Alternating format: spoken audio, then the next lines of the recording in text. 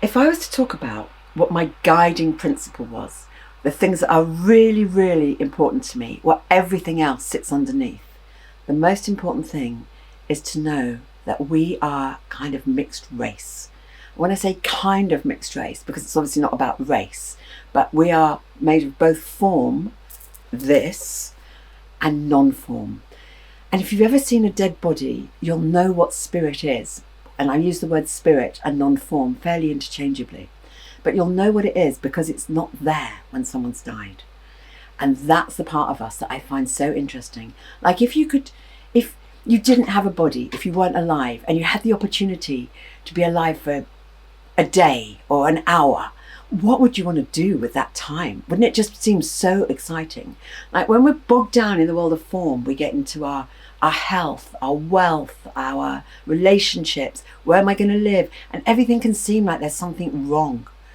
But when we experience life from the perspective of our non-form, everything about the world of form feels so exciting. So many different kinds of fruit, so many different kinds of people, so many different kinds of everything in the world of form. There's so many possibilities. But when we live in the world of form is just ordinary and nothing special. Get up in the morning, go to work.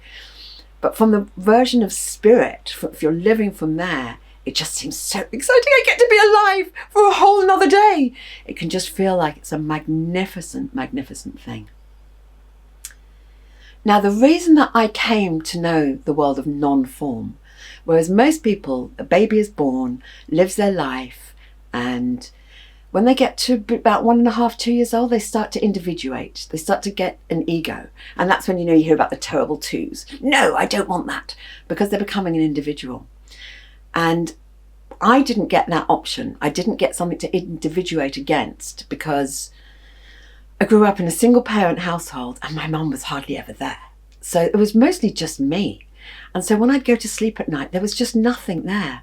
And so I became attuned to subtler versions of form, which were, as we would see it, were non-form, so spirit. So it's almost like the world of spirit looked after me. And I was very engaged with it. It was just always there. I didn't know that that wasn't normal until I got much older. But I would lie there at night and I would hold my breath because it took me closer to spirit. And I would just engage. And it was like there were beings, there were colours, there was all different energies happening. And that was just my life as a child. So it just became absolutely ordinary and normal to me. And it wasn't until I was an adult, really, that I realised that not everybody saw life in the same way. And I feel like when our world of form is great, and it really can be great, let's say you've got 2 loving parents, you've got a great family, you've got enough money, you're in good health, and you've got your friends, you like where you work or where you're educated, there's not really much cause to look beyond your immediate world. So most people come to the world of spirit because something's wrong in their life, something isn't working terribly well. And then they're looking for some way to help. And I think it's a brilliant way to help. I think knowing about the world of non-form, about the world of energy, about how all that works, just can change your life. And that's what I want to talk about. That's what I want to get you interested in. For example, if you've got a sore throat, is it because you've got a virus, which would be of the world of form? Or is it because of something that you haven't said that you're holding in that is making your throat heavy? Or is it because you said too much and now you feel bad about what you've said, for example? There can be so many different reasons. And then if you've got energy stuck in your throat, you can just kind of yank it out. You can literally just pull it out, almost like this. And so you clear your throat.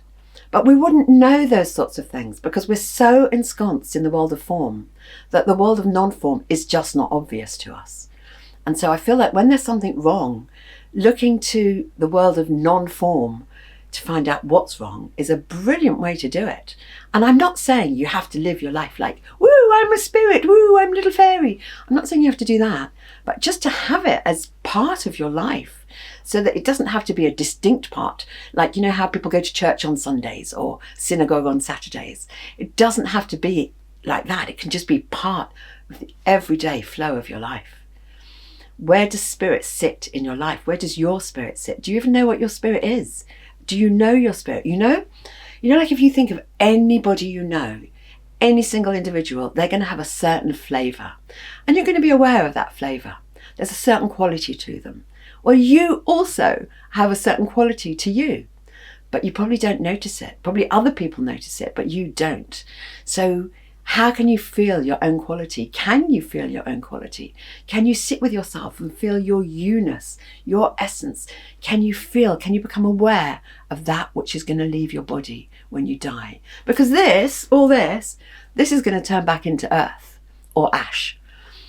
But this is borrowed from the earth. It's rented from the earth. But your being, that's all you. That's yours. That's who you are.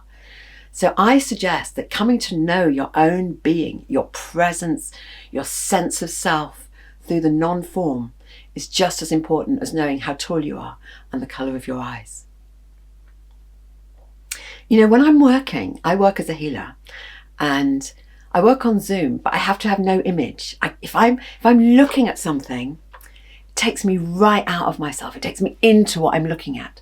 So I sit there with my eyes closed and I'm talking to somebody and I've got a headphone on, and with my eyes closed, I can kind of feel into the energies of their world in a way that I can't with my eyes open. Like with my eyes open, I'm just as dumb as the next person. I can't tell when someone's lying to me necessarily, but with my eyes closed, I can feel it. Again, it's another invitation to the world of non-form. So, consider yourself introduced to the world of non-form. Notice what that is in your world. How do you relate to non-form? And if you knew yourself as non-form, how might you feel about the world of form? About a book, about a colour, about the wind in your face, about the ocean, all the things that the senses enjoy. We only get to experience those because we have a form. So we can consider ourselves perfectly blessed that we get to have a life, we got to have a birth. And what are we going to do with it? Are we just going to go to work 9 to 5 and then watch Netflix in the evening? Is that going to be our life? Or can we experience it more? Can we experience life by relating to ourselves as the non-form?